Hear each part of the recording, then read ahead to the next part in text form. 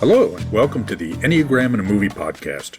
I'm Mario Sikora, and this is the place where my co-hosts TJ Dawe and TJ Ingrassia and I discuss movies through the lens of the Enneagram model of personality. If you like the show, please remember to rate, review, and subscribe, and join the conversation on our social media pages. For now, grab some popcorn, sit back, and enjoy the show. Hello, everybody. Welcome back to the Enneagram in a Movie podcast. I am Mario Sikora, and I'm here with my two co-hosts, TJ Dawe and TJ Ingrassia. Guys, how you doing today? Doing well. Not too bad. All right, great. So we are going to continue our series on the Avengers movies, or the Marvel movies, I should say, because they're not all Avenger movies. But we are continuing to do pairs of movies, and today we are going to talk about Black Panther and the Avengers Infinity War. Who wants to explain why we're pairing these two movies, guys? Well, I think we wanted to discuss Black Panther as a primary character, and it's hard to talk about the Marvel Cinematic Universe without talking about Infinity War and Endgame, which really they're kind of like part one and part two that go together. And Black Panther obviously is most prominent in Black Panther, and the film that he's second most prominent in, which he isn't even that much, to be honest, is Infinity War. But there is a lot of Wakanda in Infinity War. Correct. Also, Black Panther was never a massive character in the Marvel Comics universe. He was usually a guest. He'd be doing a cameo in a Fantastic Four book or in the Avengers or things like that. And I think it was, a few years into the Marvel Cinematic Universe before Marvel as a company really started admitting that our cast of characters is pretty white and predominantly white guys. And that's not necessarily a good thing. And what do we want to do about that? And Black Panther was co-written and directed by a black director. You've got a black protagonist, antagonist, an African setting, and just a really great, diverse cast, a lot of women, a lot of interesting roles. And the movie was a massive hit. So I think it just showed that there is a public appetite for this, and that it seems like that whole mythological world is tilting in a more diverse and even direction. It was the highest grossing non-Avengers film of the Marvel Cinematic Universe. Yeah, so we'll end up talking a lot more about Black Panther. I do a few points here. I mean, it is some much needed diversity, and it is to see Marvel in general moving that direction with stronger female characters, some non-white characters, and so forth. Other than the Hulk, who's a green character, doesn't really count, when it comes to the kind of representational, filmmaking that we're talking about. I also want to say that something I read in preparing for this movie really made me think about, we've come a long way, or Marvel has come a long way as a society. We still got a long way to go. And it was reading that a couple of years after making of this movie, the director, Ryan Coogler, was arrested trying to take some money out of the ATM in Atlanta because they assumed for some reason that he was trying to steal money.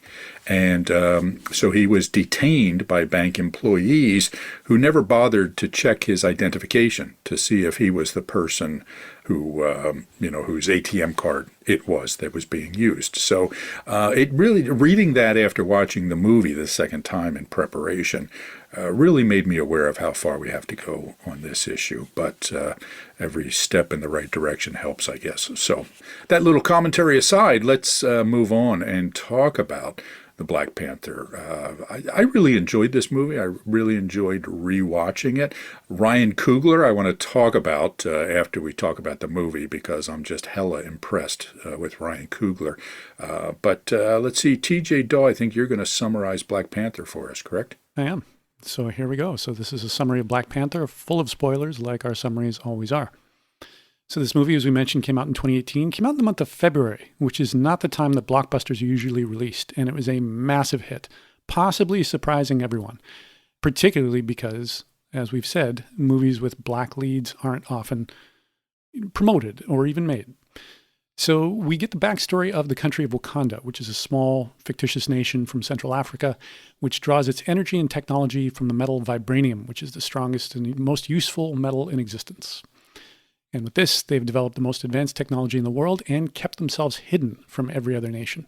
They're ruled by a king who's also the nation's protector figure, the Black Panther, who has increased strength and agility thanks to the effects of a mystical heart-shaped herb. The Black Panther wears a panther-themed black costume with a full face mask, and the present king in Black Panther is T'Challa, played by the late, great Chadwick Boseman. The head of the King's Guard is Okoye, played by Danai Gurira, and his head scientist and younger sister is Shuri, played by Letitia Wright. So T'Challa, Okoye, and Nakia, another character played by Lupita Nyong'o, who's one of Wakanda's secret agents and T'Challa's love interest, travel to South Africa in pursuit of arms dealer Ulysses Claw, played by Andy Serkis, who'd stolen a large cache of vibranium from Wakanda almost 30 years before. Their pursuit puts them in the path of CIA agent Everett Ross, played by Martin Freeman, who takes a bullet for Nakia. The only way to save him is to bring him back to Wakanda, where their advanced technology can remove that bullet and heal him, and by bringing him back, they reveal their existence to him. Claw is soon killed by Killmonger, who's a former American soldier played by Michael B. Jordan. Killmonger is the son of the previous king's brother, who had been living undercover in Oakland and had been killed for helping Claw steal the vibranium from Wakanda in the first place. Killmonger claims his right to challenge T'Challa for the throne, and he bests him in combat, throwing his inert body off a waterfall. He ascends to the throne, he becomes the new Black Panther, and he has plans to distribute Wakanda's technology and weaponry to their secret agents all over the world and ignite revolutions against all oppressors. T'Challa's body is brought to the Mountain People, where he regains his health and abilities and leads a counterattack on Killmonger. There's a great deal of amazing fighting as the movie climaxes, and T'Challa wins, striking a fatal blow against Killmonger, who chooses death over imprisonment. And in the movie's final moments, T'Challa goes to the UN and decides it's finally time to share Wakanda's knowledge and resources with the world. All right, thanks, TJ, for that summary. So I'm just going to give my thoughts on Black Panther before we start talking about Enneagram theme, and then I'll invite both of you guys to share your thoughts on it as a movie. I found it tremendously entertaining, tremendously interesting, conceptually was interesting. The set action pieces were fantastic, right? The scene takes place in Busan, Korea, was fantastic. I just liked everything about this movie, right? I mean, great acting. Co-starred one of my favorite young actors, Michael B. Jordan, who I'm sure will have a few things to say about, and was nice to see Angela Bassett. It's always nice to see Forrest Whitaker show up in something. And Chadwick Boseman is just, a huge loss when he passed away. He was such a gifted actor. I really enjoyed this movie. What did you guys think of the movie in general?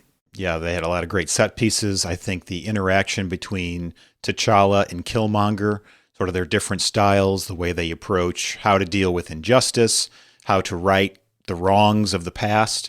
It's just very interesting to see. They both have good points to make. This is similar to sort of the theme of Captain America's Civil War that we discussed last episode. There's two sides who have very different views, but they both make good points. So how do you deal with that tension? Yeah, I thought it was an excellent movie. One of the things I really appreciated about it, it's a very good ensemble film. It's a big cast. Every single actor is excellent. Every single character has something important and interesting to do. Every personality pops. They're not just all, clones to flesh out the population. Another thing I thought they did really well was integrate special effects. There's a lot of special effects in this movie, and it's all too easy, particularly in a movie of this genre, for it to get bogged down by that, for it to be there's just this eye candy that doesn't really mean anything. Whereas the spectacular nature of the visuals were always in service of the story rather than the other way around.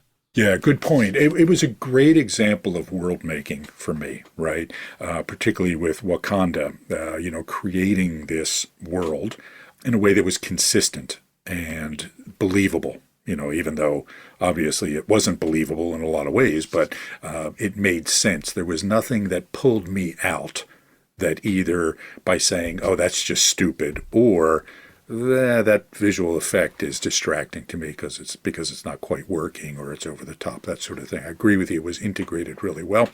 For me, Excuse me, I agree with you about the quality of the acting. The two standouts for me were Michael B. Jordan and Andy Serkis. I always think of Andy Serkis as the motion actor who other characters get laid over.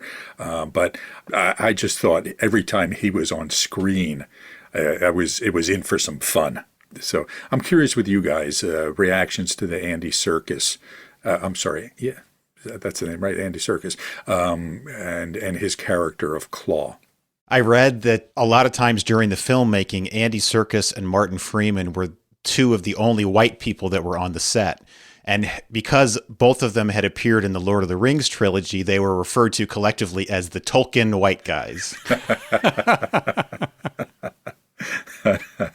That's funny. I also liked seeing Martin Freeman in a role that wasn't some sort of befuddled, ineffectual sort of character, right? He's so good at that sort of befuddled, I guess is the word that keeps coming back to me, sort of character, that to see him as a serious sort of person, but still a touch of comedy in there was really refreshing. It showed his talents as well. Yeah, and I thought Andy Serkis just chewed up the scenery like a guy who's playing the villain, knows he's a villain, loves being the villain, knows the fact that villains always get the best lines, they get the best moments. They're so memorable, and he couldn't have been happier. Yeah. There were a couple of lines where I think it was during the car chase where he says, "Oh, that was awesome," right? And there was the other one where he tells the guy to turn on some music. This isn't a funeral, right? In the middle of an epic car chase. Yeah, exactly, fleeing right. for their lives. Yeah, for me that was kind of a good Seven character. I thought the character of Claw, again, just somebody who was just gleeful and having fun, and it also for me was nice to go against the stereotype of, a Seven who's a bad guy, right? And, and kind of an aggressive sort of character in a way that we usually don't think of with the Robin Williams type Sevens. That's the stereotype. Thoughts on that? Anybody disagree on that assessment? I see that. That makes sense. Would you say transmitting Seven? Absolutely. Yeah. Absolutely. Okay. I was picking up some 8-ish vibes, but I guess the transmitting would account for that. Yeah. I had the same thoughts. I think there's an argument for 8 as well as an argument for 7. There's a lot of big lustful love of intensity. And then there's the part of them that's just having so much fun, being big and lustful and intense. Well, this, I don't want to jump ahead here, but but you're opening a little window into what I want to talk about here with the Marvel movies and the Type 8 sort of archetype, right? I don't think that Marvel really does 8 well, right? And we'll come back and talk to that next time. But it seems to me to be sort of a 3-7-1-ish universe very often with a lot of the themes and the characters. But again, we'll save that. I just want to give the listener a little sneak peek at what's coming later. The other thing I want to say, I just want to again touch on Ryan Coogler. I can't say how impressed I am with Ryan Coogler as a director as I was watching this movie again. He has only directed 3 movies. Fruitvale Station, which was a low-budget movie set in Oakland, and I'm embarrassed to say that I have not watched yet. But from there, he made Creed, also with Michael B. Jordan, which I think is a fantastic movie. It breathed new life into the Rocky series, and it just, as far as a skillfully made movie, blows all the other Rocky movies out of the water, right? Nothing will ever exceed the first Rocky in my heart, but Creed came pretty darn close. Also set in my hometown of Philadelphia, and in fact, a lot of it took place near where I lived in that movie. So anyway, enough of my meanderings down memory lane here. And then this is his 3rd movie. And just imagine putting so much confidence into the hands of a young and relatively inexperienced filmmaker, and then for him to come up with this as the outcome. It just blows me away thinking about it. It feels like it has flashes of Francis Ford Coppola in The Godfather, young, inexperienced, and turns out something that's, has a legacy. Yes. And in this case, Ryan Coogler had never made a movie with special effects before, or with stunts in this way. I mean, there's violence in Creed in the ring, but that's different than chase sequences. Right. That's different than battle scenes. That's a lot to keep track of. That's a lot to make work, when you're doing a lot of work with a green screen. And he did. He did brilliantly. I think the kid's going to go far.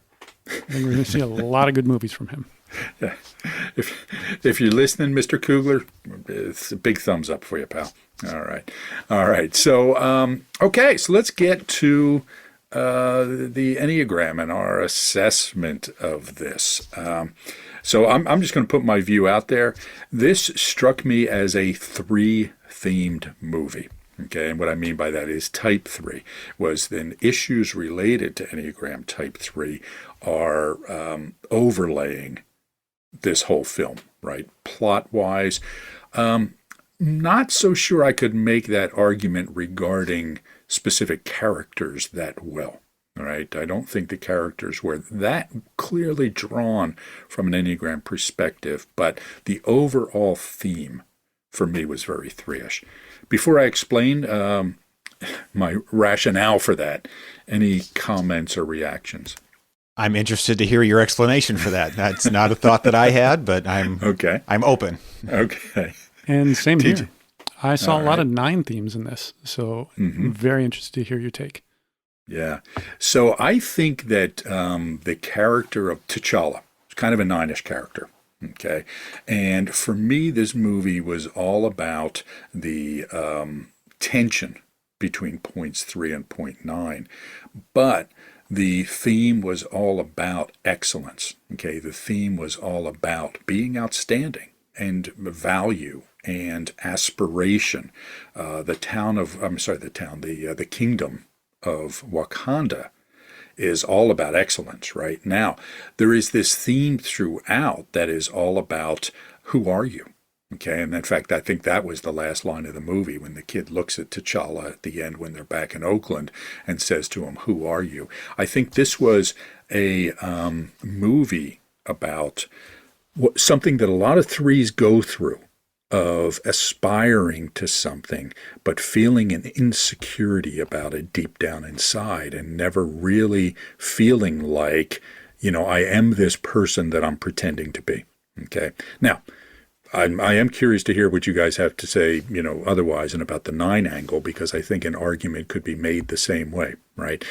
Because 9s are often about this idea of becoming something, but this holding back.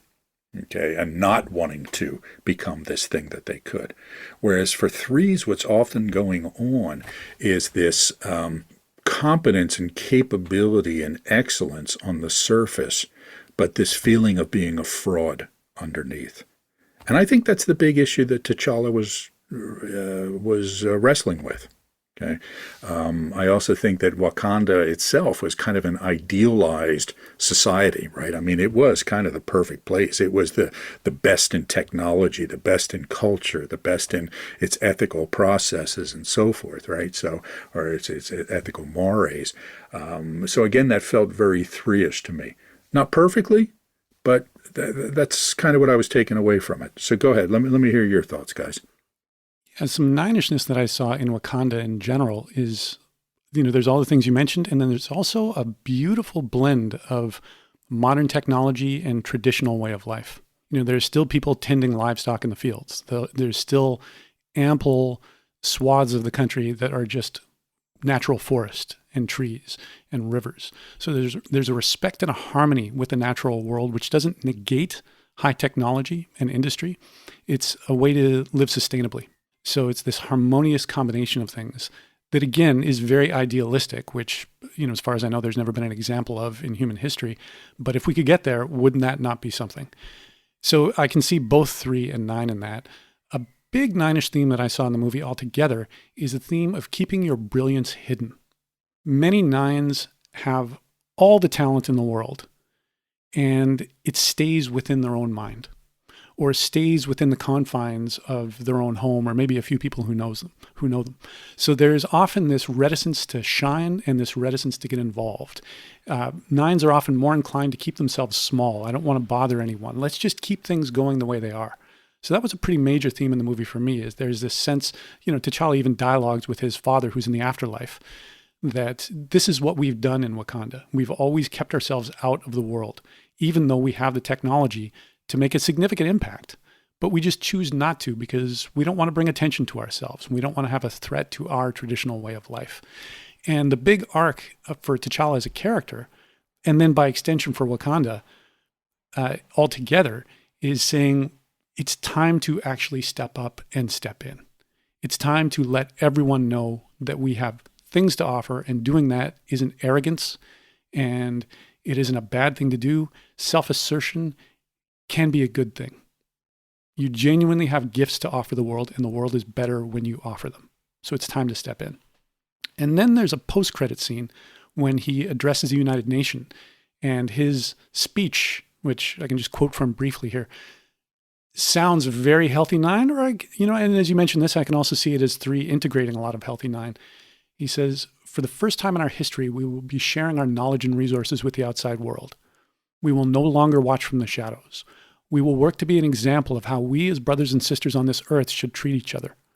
Now more than ever, the illusions of division threaten our very existence. We all know the truth. More connects us than separates us. But in times of crisis, the wise build bridges, while the foolish build barriers. We must find a way to look after one another as if we were one single tribe. That sense of unity and inclusion and stepping in to make it work for everyone strikes me as very Healthy Nine." I concur. That's all. I hadn't really thought about any of it in that context, but I think all those things make sense. I felt, and of course, my bias is going to come through here. I felt a lot of one-ish vibes from T'Challa, but I think that sort of in that light, in that context, seeing those same things through a 9-ish lens does make sense. There's a hesitation. There's a not be showy. We're going to take care of our own. Yeah. I mean, I still think there's a lot of one-ish stuff in him as well, but I agree with all that. Yeah. Yeah. So all valid observations. And for me, the thing that separates is that it seemed to me that one of the reasons that they were staying hidden was not so much because they didn't think that they were worthy of being noticed, which is typically the issue around the 9. It was because, you know what, you people can't handle what we're doing, right? I mean, we're just too far ahead of you here, right? And there was that scene where the 2 guys were talking, and one of them said to T'Challa, if we open the borders, and let people in, they'll bring their problems with them, right? So, this society.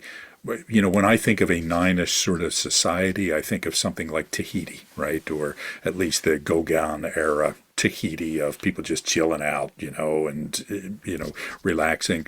Whereas this was all about the best technology, right? The most advanced, equipment, even when it's weapons, and the most advanced healing and medicine and so forth. So these were people who were bringing things into the world, these were people who were really achieving and accomplishing.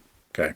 So, and again, this is not a right-wrong sort of conversation here. It's just interesting to look at these themes and how all the Enneagram themes, but particularly those that are connected on the lines, are in some tension with each other, right? We're going to see this pull between point 3 and point 9, and even point 6 and point 3, right? We call the, when we talk about the 3's tendency to neglect striving to feel secure, it leads to this inner anxiety, right? It leads to this feeling of being an imposter that I talked about, which again, I thought was something that we see in T'Challa.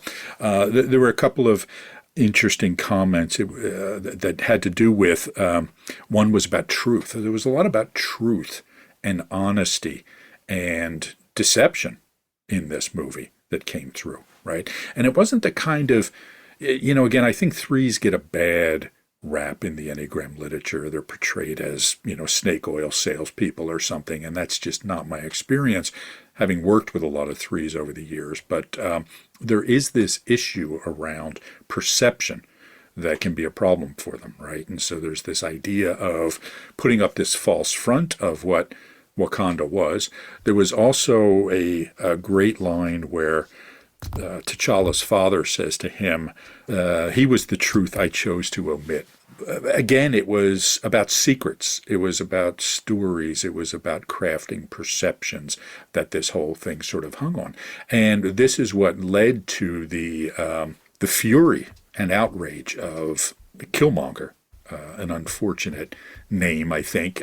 It was interesting because Michael B. Jordan's Killmonger was not a particularly likable character, and I found it difficult to feel sympathy for him for most of the movie. And it was interesting how T'Challa sort of found that sympathy for him at the end and took him to watch a sunset before he died. And it did speak to what TJ mentioned earlier about this moral complexity, in a sense, of life. Let's talk about Killmonger. Thoughts on him?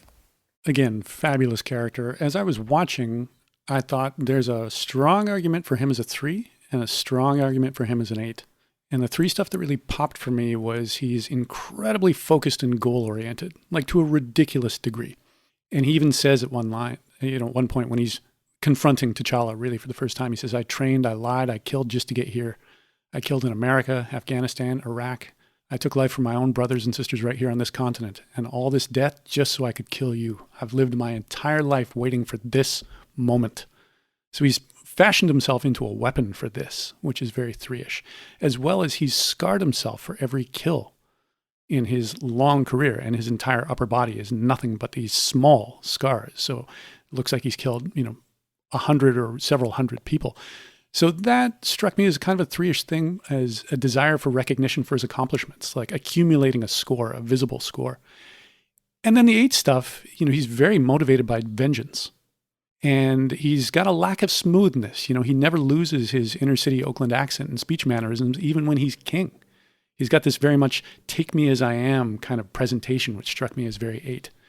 And then he orders the heart-shaped herbs to all be burned because he wants to prevent any possibility of there being a challenge to him on the throne. And he won't hear of any debate about this. He says, when I tell you to do something, I mean that shit. Burn it all. So if I had to put my money on one or the other, I'd say 8, but I still see a lot of 3 stuff in him too. Yeah, I agree. I can see both of those, but my vote would be for 8 as well. The scene when he walks into the throne room to challenge T'Challa, the first thing they say to him is, what do you want? And he says, I want the throne, right? He's very he wants the power. He wants the control. Once he finally gets the throne and they're sort of deciding what they're going to do, he wants to use the Wakandan weapons to, send out to Black people all over the world to throw off their oppressors. He says the world's going to start over, and this time we're on top.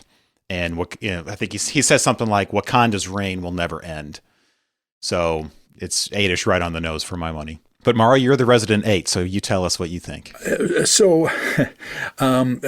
think you guys make a good argument. I'm sort of in the same place in that not a hugely clear 3, not a hugely clear 8, right? There could be arguments for either.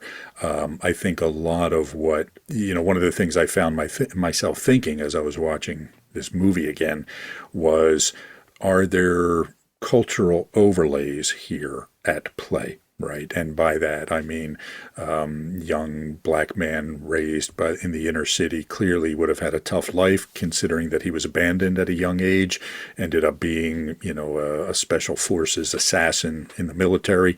So clearly, whatever life experiences he had sort of hardened him, right? And so it could have been a 3 who went through that sort of hardening experience.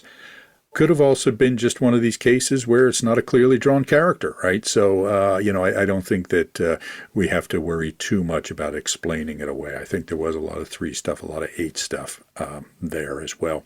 And I found that also with Creed, the character when he played Creed. I think when we did the podcast on those movies, when I did it with Maria Jose and Tamara, I think I made the argument that it was a 3-ish character, and I still think it is. Something about Michael B. Jordan, though, brings some 8 to his characters as well. So I'd be curious what he is in real life. I don't know. I haven't seen enough about him. I do know I'm a huge fan of him. I mean, we were talking before the podcast. He was Wallace in The Wire. I think he only made it to the first season before he was killed. Great, great character. As a kid, he was probably 12 or 13 or 14 when maybe 14 or 15 when he made that series. And also really, really good in the TV series Friday Night Lights. He came in late in the series as one of the main characters. Really good there. Big fan of his. But a great character, a really tender moment at the end of Black Panther between the two of them. And so it was an interesting contrast. And one of the things we discussed briefly prior to starting our recording today was the themes, the different approaches that were personified by T'Challa and Killmonger, and how that sort of reflects back to different approaches on the civil rights movement and approaches to social justice issues, right? One is the more nine-ish sort of path, and one is the more eight-ish sort of path, and that was kind of represented by these two characters as well. It was interesting for me to read who some of the influences were that both of these actors read to get into the mindset of these characters. Chadwick Boseman read a lot about Shaka Zulu, the African warrior king, Patrice Lumumba, Nelson Mandela, and listened to a lot of music by Fela Kuti, who my two young co-hosts are not familiar with, and probably I would guess 95% of our listeners. But Fela Kuti essentially invented Afrobeat music in the 70s and ended up being very vocal against the tyrannical Nigerian government and paid a big price for it. But if you ever get the chance, I would take the chance to go onto Spotify or wherever and listen to some Fela Kuti. Great, great stuff. His grandson just won a Grammy last year for, I think it was Best International Record. Now, contrast that with who Michael B. Jordan read up on was Malcolm X, Marcus Garvey, Huey P. Newton of the Black Panther Party, Tupac Shakur, and also he said that Heath Ledger's version of the Joker was a big influence. I do regret lumping the Joker into those other, into that list of people, right? Because it sort of diminishes them by sure. I mean, the Joker was kind of a psychopath. Malcolm X and Huey P. Newton and those folks were not. So again, interesting difference in approach there. The one big scene for me for Killmonger that I thought was really interesting, considering him as an 8, was when he goes back to the ancestral plane after he takes the heart-shaped herb, and he's going to get the powers. And for him, the ancestral plane is the apartment in Oakland where his father was killed. And he walks into the apartment as himself, but then for a little bit, he actually reverts to his childlike form. And it felt to me like a pretty good picture of what you read about in a lot of the Enneagram literature, is this idea that inside of the 8 is this small, fragile child that they're protecting. They were harmed as a child. There was something that they were wounded by, and so they put up this hardened facade to protect it. And in that state, he reverted back to it, connecting with his father. And then at the very end, right before he dies, T'Challa takes him up to the mountain to see the sunset over Wakanda, and he mentions how his father told him that the sunsets in Wakanda were the most beautiful. So there's sort of this childlike connection to this wound that he had when he was young. I'll comment on that. So there were a couple of interesting things about that. Let's see. He made the comment as they were watching the sunset, and he said that his father told him that. He said something to the effect of, imagine carrying around this fantasy all these years, and almost kind of dismissing how stupid it was to have that sort of fantasy in one's mind. What was also interesting when you think about that reversion to the child, and the father said to him, "What, you don't have any tears for me?" And the child said, "No, I don't." But then when it cut to the older Killmonger, he did have tears, right? And again, there were tears at the end as well. So an interesting dynamic. And so again, I'll use my right to voice opinions about eights here. And what I always try to be careful about, and when it comes to this topic in the literature, most of the Enneagram literature is set up so that Enneagram types are a reaction to something, to some fear, to some vulnerability, etc. I don't know that we can really say that, quite frankly, right? So for me, it's kind of a chicken and the egg issue. A lot of what we know about biology is around predispositions, okay, and interpretation of our environment through a lens that we have, okay? So for me, it's not so much that the eight is, the bluster and bravado is some reaction to a childhood wound. This is the way they come into the world, and then they're highly sensitive to anything that feels like a threat to this need to feel strong, right? I don't feel, for example, like ones are striving to feel perfect because, in their childhood they were made to feel imperfect or something. So that's what I bring to this, right? So I always try to be careful about making too much of a claim about causal mechanisms and so forth. Okay, that's where it's one of the places where I differ from some of the things that we read. Yeah, everybody has a childhood wound in some form or fashion. So your exactly. Type, chicken and the egg. Your type maybe largely dictates what you do with that wound. And that's my way of thinking about it, right? Because I can't tell you how many times I've had people come to me and say things like, well, of course I'm a 6. My father was a violent alcoholic and I was terrified all the time. And so I learned to be vigilant and blah, blah, blah. And then they walk out and the next person comes in and says, well, of course I'm an 8. My father was a violent alcoholic and I had to be tough. And, and so, we can come up with whatever just so story we want, but, we need to be careful about them. And I do think that the point that you made, TJ Ingrassia, is that 8s are very sensitive. That's not the part that they necessarily lead with. That's not the part that people necessarily think of when they think of the 8s that they've read in the literature, or the way an 8 is generally portrayed in pop culture, or even the 8s that they might know, whether it's a friend or their spouse or their child are in, because 8s are generally pretty careful to not wear that on their sleeve. If you're close to an 8, often they will let you know. And you can see that there is that tender, sensitive person inside. There's a soft underbelly underneath the armor. Yeah. And I thought that moment in the movie, I hadn't thought of that, but definitely shows that beneath the scarring, beneath the bluster and the assertion is a wounded child. Yeah. And, certainly vengeance was a theme here too, right? Revenge and so forth for Killmonger. So good. Okay. Any other thoughts about Black Panther before we move on? Just wanted to go through my list of a few of the things that got me thinking that T'Challa's a 9. He's pretty easygoing. People make wisecracks to him all the time, and he doesn't feel the need to. Yeah, he just takes it with a smile. Or even if has some kind of refutation, it's always quite good-humored. He's really unpretentious. So there's a number of scenes where he's walking through the marketplace, and he is the king of the nation, and no one even seems to notice that he's there. Yeah, and he doesn't mind that nobody notices that he's there. He just walks through like he's anybody else. And he's without ill will. So in a scene early in the movie, he gets challenged for leadership by M'Baku, who's the leader of the mountain people, the Jabari, played by Winston Duke. Just a wonderful character. I thought an excellent transmitting 8. And it's a challenge that ends by either yield or death. And when T'Challa has him in a dominant position, which wasn't easy, it was a pretty close fight, but he's got him, and M'Baku refuses to yield. He says to him, "You have fought with honor. Now yield. Your people need you." He doesn't want to kill him. He doesn't want to humiliate him. He wants him to be alive. And that ends up being something that saves his own life later, because it's the Jabari people that take him in and help revive him.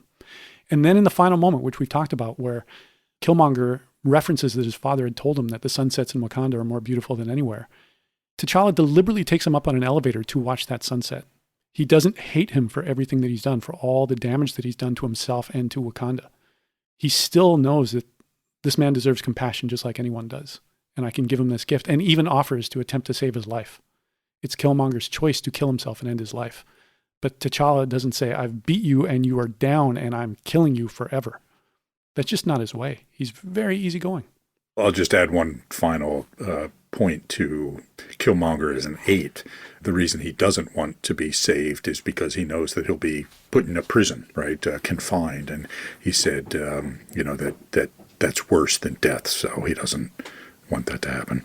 A couple other vivid character types I thought. Okoye was such a good one. And she had a lot of beautiful one moments. She's very stern and judgmental and critical and not afraid to express it about anyone or anything. We see a bunch more moments like this in Avengers Infinity War as well. For example, when Wanda Maximoff finally shows up in the big battle with the aliens and does some spectacular thing where she gets rid of a bunch of alien apparatuses and throws them on an alien, and Okoye's response immediately is, why was she not here the whole time? Right. Not hooray to have this powerful ally with us. I mean, right. I'm sure she had that thought, but then the second thought, the one that's actually expressed is, you didn't do this right. You should have been here sooner. Yeah. Uh-huh. And again, at the climax of Infinity War, M'Baku says to her, this will be the end of Wakanda. And she says, then it will be the noblest ending in history. And I think that's a beautiful one quality as well, as ones have this innate sense of dignity and nobility. We love to go down with the ship. If I need to die in the service of what's right, then that is the best way to die there is. Right. And then Shuri, the younger sister, I thought was such a good 5.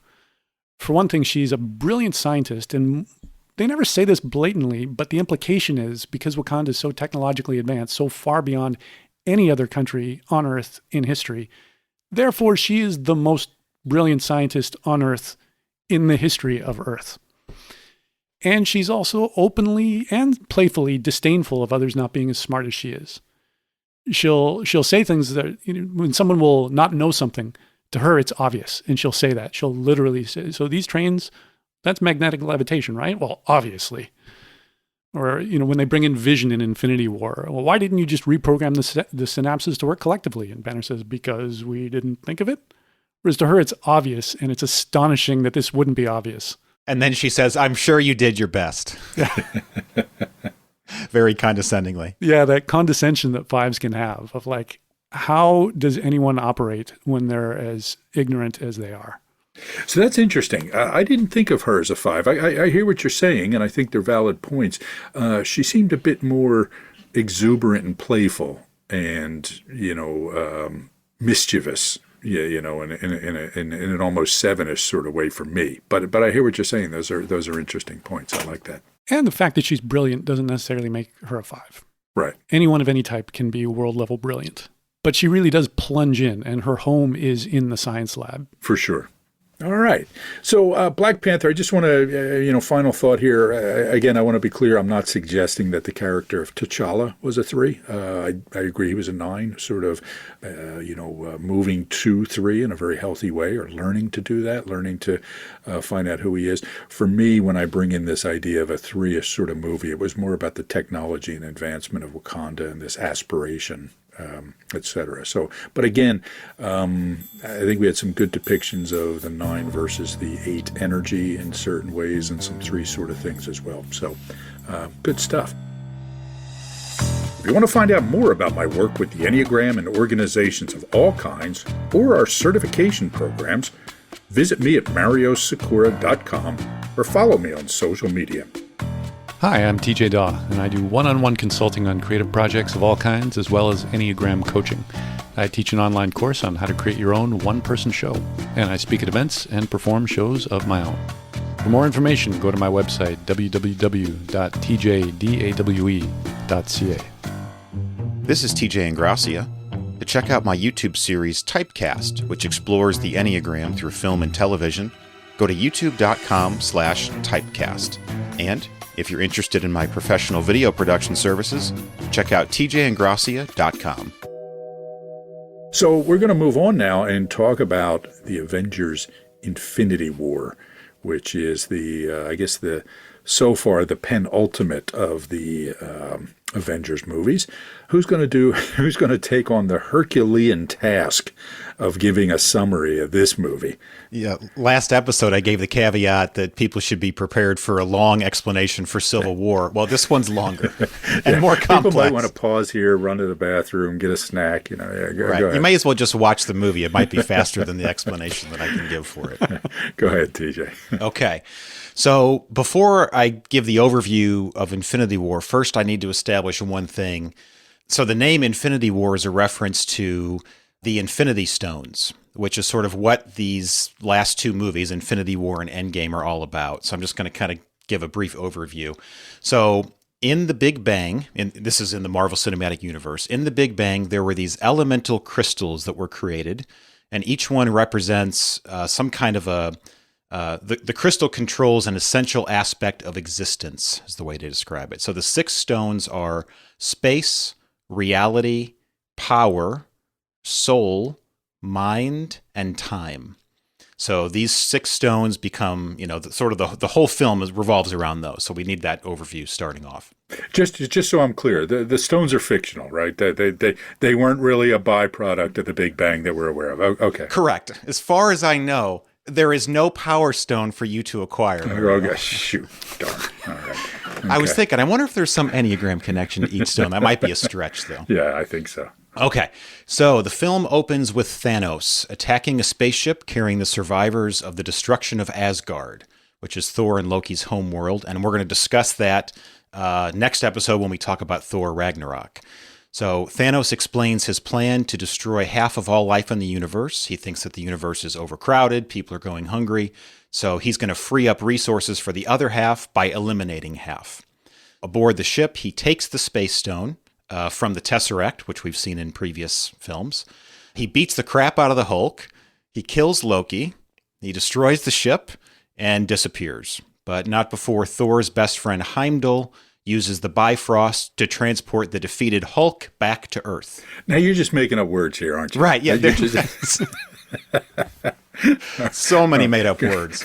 All right, go ahead. And also, I should say that as I'm going through this, there's going to be lots of jump cuts. One moment we're on a ship in interstellar space, the next moment we're on Earth. So just kind of prepare yourself for that. Okay, so the Hulk has been transported back to Earth. He crash lands now as Bruce Banner in the Sanctum Sanctorum of Doctor Strange in New York City. And together, Doctor Strange and Banner find Tony Stark, and they warn him about Thanos' imminent arrival. So just then, some of Thanos' henchmen arrive to steal the Time Stone from Doctor Strange, but they're unable to do so because Strange has put a spell over the stone. So instead of taking the stone, they basically knock Doctor Strange out. They just take him aboard their ship, but not before Tony Stark and Peter Parker, a.k.a. Spider-Man, sneak aboard the ship before it travels off into interstellar space.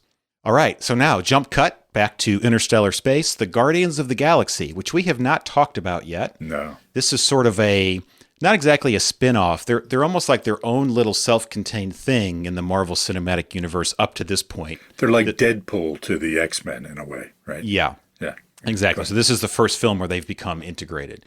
So the Guardians of the Galaxy are responding to the distress signal from the Asgardian ship, which they find pieces just floating in space.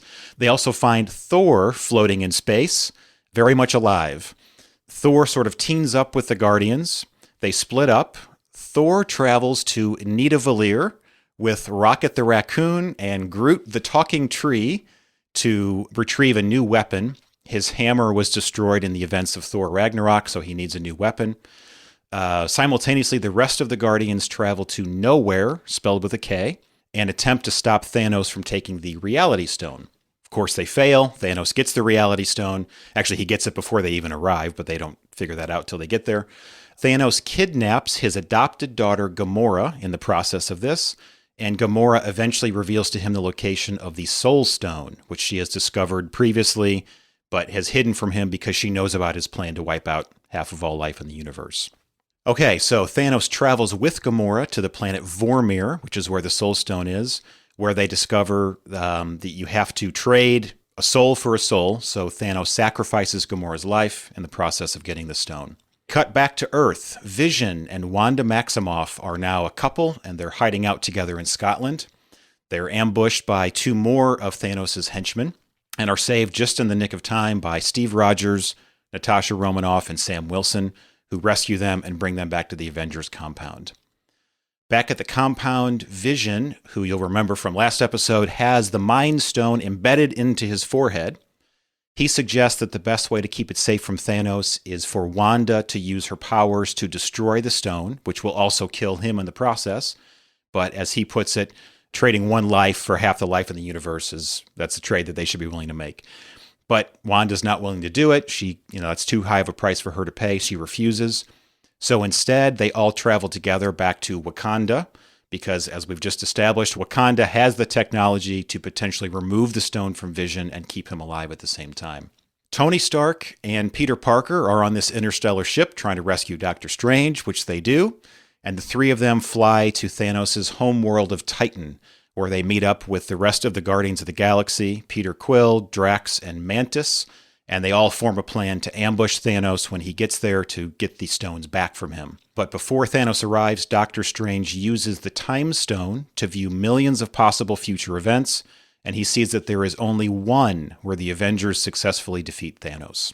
Thanos arrives, and the group almost overpowers him, but when Peter Quill learns that Thanos has killed Gamora in the process of acquiring the Soul Stone, Gamora is his sort of love interest girlfriend, he becomes enraged, starts attacking Thanos, which inadvertently allows Thanos to then overpower the rest of the group and defeat them. Thanos almost kills Tony Stark, but in the process, just before he kills Tony Stark, Doctor Strange willingly gives him the Time Stone in exchange for Tony's life.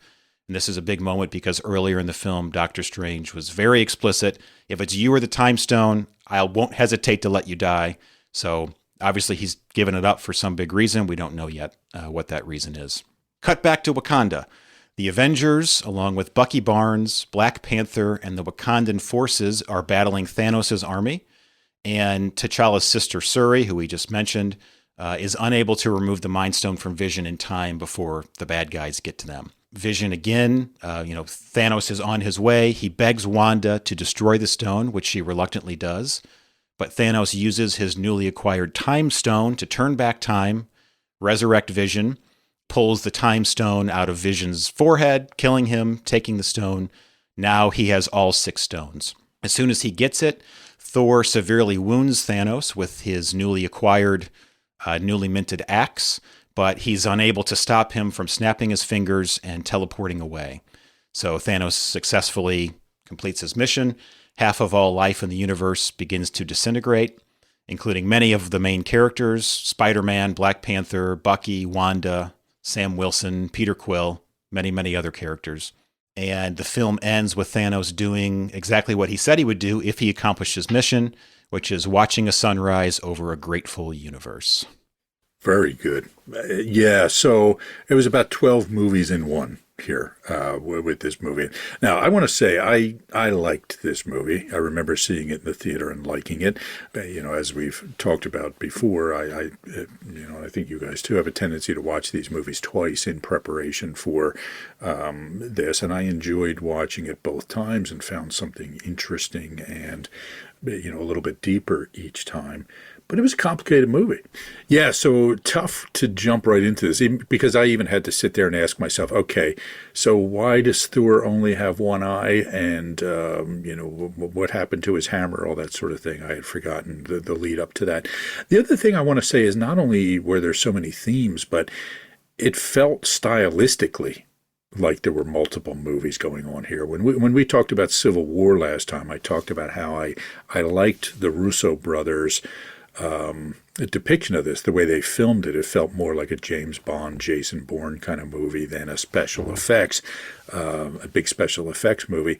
This was a big old special effects movie here, right? And there were lots of different locations, and each one of them felt really, really different. So that sense of realism wasn't quite there like it was before, but it didn't bother me necessarily. TJ Dawe, what other tidbits about Infinity War do we need to know? One of the things that really popped for me, it wasn't news, it was just really nice to see it and experience it again, was just how much humor there is along with the seriousness.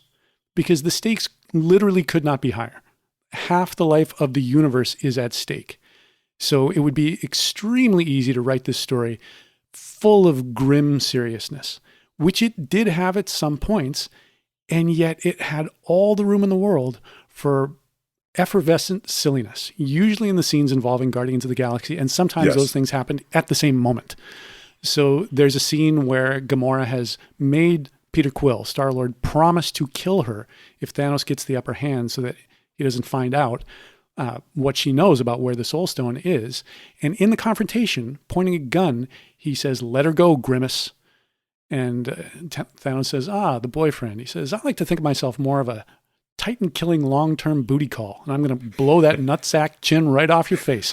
And Chris Pratt is brilliantly funny, and I think he's a 7 in real life. I think the character is also a 7. He's got a lot of that just 7 fun energy. And that love of 70s music is a 7 sort of thing, that light, fun. Totally. Upbeat music that everybody can groove to, that you can't help but be caught along by the infectious groove of. And he plays that scene with utmost seriousness. And it's full of jokes and pop culture references. And the fact that they can get those two things to coexist is they have squared the circle. Like, well done, Russo brothers. That is very hard to do. I agree with you about the humor, especially when for me, my attention perked up whenever the Guardians of the Galaxy crew were in it, especially Drax, right? The character played by Dave Bautista, I just think is hilarious when they were talking about the unconscious Thor and how, how much of a man he was and you're a dude. This is a man. A handsome, muscular man. And Drax says, "It's like a pirate had a child with an angel." And later they refer to him as the pirate angel, sort of thing. So, so wonderful, wonderful stuff with the Guardians of the Galaxy. And when Star-Lord is confessing they're having that tender moment, Star-Lord and Gamora, and they realize that Drax has been standing there for about an hour, and he thinks that he's invisible, and it's just hilarious. I loved every moment that guy's in. The thing about Drax is I saw somebody share something online about how their autistic child fell in love with Drax. And their take was that Drax is on the autism spectrum and proves that people with autism can be superheroes. And one of the things about Drax is he does not get figures of speech. He takes everything literally. Right. And is very impervious to social graces. Interesting. Which doesn't mean he doesn't kick ass. Right. He's incredible. And they kick names and take ass, in fact, is But there's never any ambiguity in what he says. On the one hand, I think that's an 8 thing. I see him very much as an 8 character. Also, very much an autism thing. For sure. I see Drax as kind of an 8-ish character, but you're making an interesting point about that. And again, people always tend to assume that, it's 5s who are kind of the equivalent to people on the spectrum. There's no real evidence that that's the case or, anything. So I personally know people on the spectrum of a variety of types. Yeah. I would say that there's 9 ways to be on the spectrum. Yeah, I would agree. So one of the other things I noticed, again, I mentioned about how this felt like multiple movies in one, not just plot-wise, but stylistically. The opening almost gives you the feel that you're in for a kind of Sam Raimi, Evil Dead, dark kind of movie, right? Because it's about suffering and torture and much darker than most of what we encounter in the Marvel movies. It takes a turn from that. It doesn't stay that dark, but and there's also this. I'm going to use the word fetishization of suffering almost from the Thanos children, as they're called. His evil hench people, which was kind of creepy, and again reminded me of a lot of those kind of dark sort of movies, but fortunately it doesn't stay that way the whole time. It's an interesting comparison because Sam Raimi also has a huge sense of humor and will marry that, violence and gore with ridiculous silliness. Yeah, and Sam Raimi, just to close this circle, directed the first Spider-Man movie and has done some other, I think, Marvel-related things. Let's see. So, okay, let's jump in here. TJ Ingrassia, make the case regarding Thanos' Enneagram type. Okay. I'm going to make the case that he's a very unhealthy type 1, and I'm going to die on this hill more than any other character we've talked about. Okay. At a high level, I think Thanos is a 1 and not an 8 because although he is seeking to acquire power and he wants the power, it is power in service of a larger mission, of a greater cause. And this is jumping ahead a little bit, but after he does the snap at the end of Infinity War, at the beginning of Endgame, he uses the stones to destroy the stones. He willingly gives up the power because the mission is accomplished. He's literally a god. He could keep that power, but he doesn't want it because the mission is complete. There's a scene when he has kidnapped Gamora. They're in this throne room, and they're arguing about what he's going to do. She's saying to him, basically, you want to murder trillions of people. He says, with all 6 stones, I could simply snap my fingers and they would all cease to exist. I call that mercy. The strongest sacrifices require the greatest wills. He says, life needs correction. She says, you don't know that. And he sort of has this exasperated look on his face. He says, I'm the only one that knows that. And she says, congratulations, you're a prophet. I see him much more as he's on a mission for a righteous cause, and when the cause is complete, he gives up the power. There's a quote from Riso and Hudson's Personality Types, and I actually used this quote in my typecast, my first typecast video for Type 1, where I used Thanos. And the quote is, completely unmerciful and unforgiving, unhealthy ones set in motion injustices and atrocities, while trying to portray them as the work of an impersonal agent. Neurotic ones act as if justice itself were responsible for their sadistic punishment of others. So he wants to murder half of the universe, but he views this as a mercy, and he's actually trying to help the universe. There's more I could say, but I'll leave it at that, and let's hear what you have to say about it. All right. TJ Dawe. You know, I went in looking for 1 stuff and 8 stuff, and I found a fair bit for both. So the 1 stuff I've got is that he does seem to be driven more by the necessity of fulfilling a moral precept than by his own will. He's not afraid to moralize and talk about why his approach is the right one. He's seemingly very rational and dispassionate. Oh, and by the way, we haven't talked about instinctual biases. I think he's the definition of a transmitter in that he literally wants to make a dent in the universe. So that helps explore this question as well. Like, because how does a transmitting 8 look as opposed to how does a transmitting 1 look? He does have this veneer of being rational and dispassionate, as well as the burden of being right. And then some of the 8 stuff was that it's all about what's right, but it is also about him. You know, a line that he says in the next movie more than once is, I am inevitable. Doesn't quite sound so 1-ish.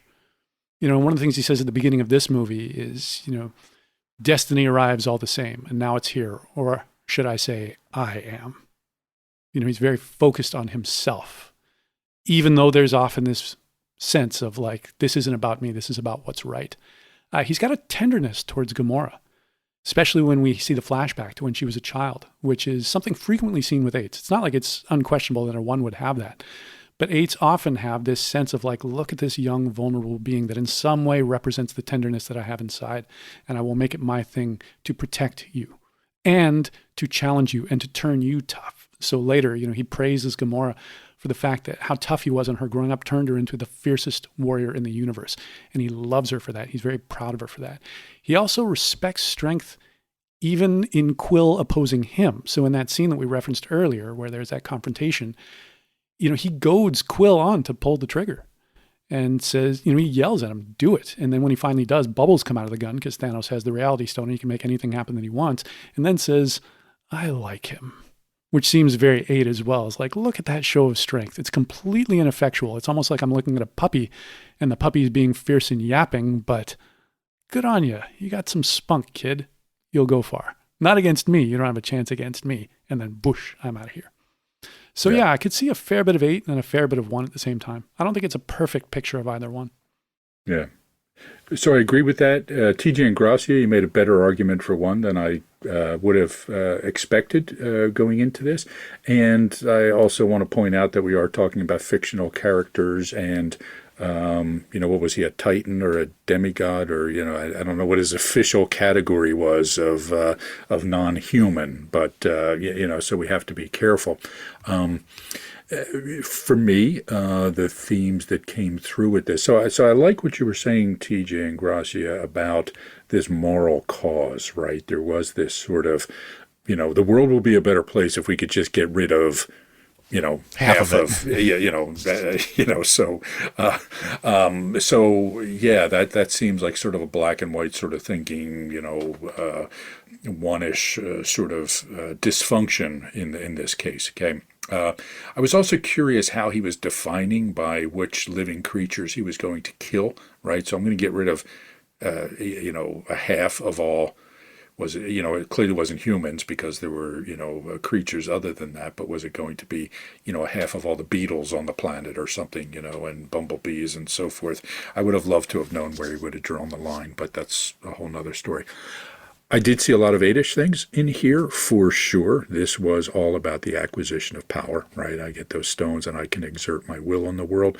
There was a TJ Dawe, I like what you were pointing out about the grudging respect for people who stand their ground. And that's a very 8-ish sort of characteristic, right? I'm about to smash you, but I want you to know that you got some stones on you, and I respect that, So 8s like to see people who, sort of stand up for themselves and fight back and so forth. A lot of 8-ish stuff. Let me make the argument for the main theme of this movie being related to issues at point 8. Okay, rather than focus on the character here. The reason I say this was because this movie was about life, and it was about vitality, this factor of being alive, right? So I think of the core quality at point 8 being vitality. And just to give a quick summary, from the way I think about it is that, we each have these 9 core qualities in us, and the psyche of the 8 is built around this stunting of vitality, of what it means to be alive, of what it feels like to be alive. And I thought that was kind of what this whole movie was about, right? What does it mean to be alive? Also, there was a lot about the theme of inherent value, which is something I associate with point 3, right? What is the inherent value of life rather than the so-called earned value of life? Okay, are people inherently valuable, or do they need to serve some greater purpose? If they need to serve some greater purpose, then by all means, we'll get rid of half of them. What's the big deal? And life will go on because it's But if we think of them as inherently valuable, which is something we see popping up, it's a big Captain America theme, right? No, we're not going to make a sacrifice for. We're not going to sacrifice one person for more. We're going to find a way to save everybody, sort of quality. But this was all about, for me, this sort of weariness, and this was something that came through in Thanos. This world weariness, okay, that's often at the heart of what's happening with 8s, right? Because in 8s, vitality gets stunted and they feel this deadness inside, and they're trying to recapture it in some way. And this is why we see all this exertion, this excessiveness, this, extremeness in 8s. It's this way of trying to capture life again. For me, that was just a big theme in the movie, okay, of what does it mean to be alive? What does it mean to feel alive? Yeah, agreed. The value of life is explored in really interesting ways. The note that I have, and I didn't connect these things with a single Enneagram type in that this is the theme of this type, therefore this movie has this. Love, empathy, and sacrifice. And all of that is related to life, because there's a number of examples of a sacrifice having to be made or the threat of that influencing the story altogether when the stakes could not be higher. So there's a couple of instances when somebody gives in information they really didn't want to give in because somebody they love is made to suffer. So this happens in the first scene with Loki when Thor is being tortured, and then later happens with Gamora when her stepsister Nebula is being tortured. And then there's a number of instances where people have to sacrifice for the greater good. And then how does this affect the people in their lives? So this is Gamora asking Star-Lord to kill her if the situation comes up. This is Vision asking Wanda to destroy the stone and by extension him. And this is Thanos having to sacrifice Gamora. So what are we willing to give up? And what is the cost of doing the right thing? And how does that affect us personally? Because even Thanos, we see, tears up at the prospect and then at the reality of having to murder his own daughter, his adopted daughter, but still, he clearly does love her, and it tears him apart to have to do this, even though he keeps up a brave front. And you would think that with the stakes being half the life in the universe or not, it would be a no-brainer for Vision and Wanda and everybody involved to just be like, oh, let's kill him. Let's kill him right now. Like, while we still can. Like, trillions are at stake. What the hell is one life? And yet that's not an easy decision to make, even when Vision is perfectly ready to do it. Wanda still has this pull to her beloved that she can't just get rid of, and then is utterly broken when he dies. It also struck me, and I like what you're saying here, TJ, because it is an important theme, but I was also struck by how these attempts at self-sacrifice never really worked out or achieved the agenda that they had hoped to, right? Because eventually she does, eventually Star-Lord does decide, okay, I'm going to shoot Gamora, and all that happens are bubbles pop out of the gun, right? And, and eventually she does say, okay, I'm going to sacrifice Vision. But again, it's the attempt to do so has no result and doesn't work. So that struck me as there was even that sort of bleakness and cynicism almost in this movie, because, okay, once we do try, nothing works, right? And I think that was kind of the end line from Doctor Strange, that, something about it being inevitable, or this was the only way it could have been. Other Enneagram-related thoughts on the movie? Any other characters? I think we can save Thor, right? We're going to have a lot to say about Thor. I could talk all day about Thor, especially in this movie. There were a lot of great things, but I think we'll table that for the next time because he's going to be a central character. Yeah, I'd say we talked in a previous episode about Wanda potentially being a type 4, and I thought there was a really interesting and beautiful moment. I mean, tragically beautiful. So at the end, when Thanos does the snap and all these characters begin to disintegrate, each one of them sort of, as they disintegrate, they're fighting it. There's sort of a confusion. What's happening to me? I don't want to die. But Wanda, when she disintegrates, she's holding Vision's dead body, and she lifts her head up to the heavens, and there's almost an embrace of it, like the grief is so overwhelming, she's accepting it, like almost like, take me. I've had enough of this. And it just felt like a very four-ish kind of a moment. Yeah, when my heart is so broken, death is welcomed. Yeah. Maybe a little stereotypical, but it did feel right.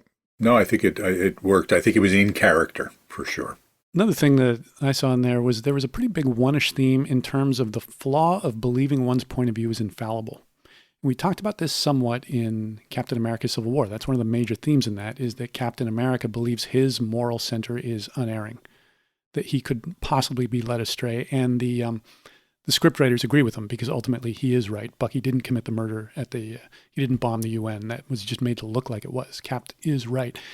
Thanos believes that his way is the only way, and there's some pretty obvious flaws in his approach. There's more than just what I'm about to say, but there's the fact that by eliminating half of life, it seems to be animal life. So that's not so great for carnivores. And there's also the assumption that every single inhabited planet in the universe is overpopulated at an equal rate. And if you have all the power of the Infinity Stones, why not use it to provide people with renewable clean energy and all of that kind of thing? And he's brilliant as well as physically capable, and these things don't seem to have occurred to him. So I think there's a strong theme in, like, your moral center isn't necessarily right no matter how strongly you believe in your cause. It is very good to look for gaps in your own thinking. I want to, again, not to seem like I'm arguing against the one hypothesis here. Big issue for eights. Okay, this idea of believing that they're right. Okay, we even, I've identified that as one of the key derailers that I run into in clients that I work with who are type 8s, this belief that I know the right way to do it, and everybody, I'm going to bend everybody to my will because I know. And this comes from very often the eights feeling a sense of responsibility to be a decision maker, to be somebody who drives, action and the world forward. And in order to do that, you have to be decisive and you have to be confident. And it's something, the phenomenon that you were just describing there, TJ, is something we see in someone like Patton, for example, of this, no, all these idiots back at headquarters don't know anything. I know the right way to do things. But it's usually not as thought out as it might be coming from some of the other types. And it's usually not coming from a moral perspective like it often is in ones, right? They usually don't justify it in moral terms. They justify it in practical terms for what it's worth. And again, it goes to show you that you see a lot of similar behaviors in people of different Enneagram types, right? And we have to kind of peel back the layers before we see what's really happening underneath. So, as a 1, I feel a very kindred spirit with 8s. there's a lot of connection there. Yeah, I would agree. And I would say there's an equivalent to that in all the 9 types. Like from my own experience as a 4, my sense of rightness, like this is an objective truth, not that I believe this in this moment, but I have definitely believed this many times in my life, is that the masses of people are superficial and shallow, and that anybody who listens to this kind of music is not someone who has any value as a human being whatsoever.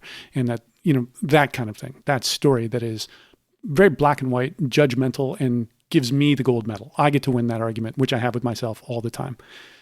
And in some ways, you can see this as an invitation, and this is part of the growth work of looking at yourself through the lens of the Enneagram, is saying, what stories do I know are right? And is there any possibility I might get another perspective on that? Yeah, good stuff. A couple other things I think, again, I'm not as versed in the Marvel universe as you guys are, so I did find it interesting that the ultimate bad guy is named Thanos, which in Greek mythology was the personification of death. Okay, so we know the concept of Thanatos, which was Freud said was a death wish at one point. There were a lot of religious themes in this. It was interesting to me that everybody turned to ashes when they died at the end, right? So it's the ashes to ashes thing, from the Christian perspective. Is that the Song of Solomon, Ecclesiastes? I'm trying to remember where that line comes from. It wouldn't be Song of Solomon. It'd be Ecclesiastes. Right, Ecclesiastes. Yeah, right. Song of Solomon's the sex one. Yeah, thanks. Yeah. That would be asses to asses. Right. Yeah. All right, good. I knew it was Solomon. I just couldn't remember which one. So, so some interesting themes there. So I want to reiterate, I like this movie. It takes some patience. It takes a understanding of the movies that come before and the themes that are going in. So if people have not watched this, I wouldn't put it first on the list of Marvel movies to watch, but certainly one worth watching. All right, guys. So next time up, we have, in addition to the Avengers Endgame, is Ragnarok, Thor Ragnarok. Is that the one we're watching? Okay, good. So hope everybody has enjoyed this episode of the Enneagram in a Movie podcast. We look forward to seeing you next time. Thanks for listening to the Enneagram in a Movie podcast. Be sure to join us for the next exciting episode. In the meantime, don't forget to rate, review, and subscribe, and join us on social media.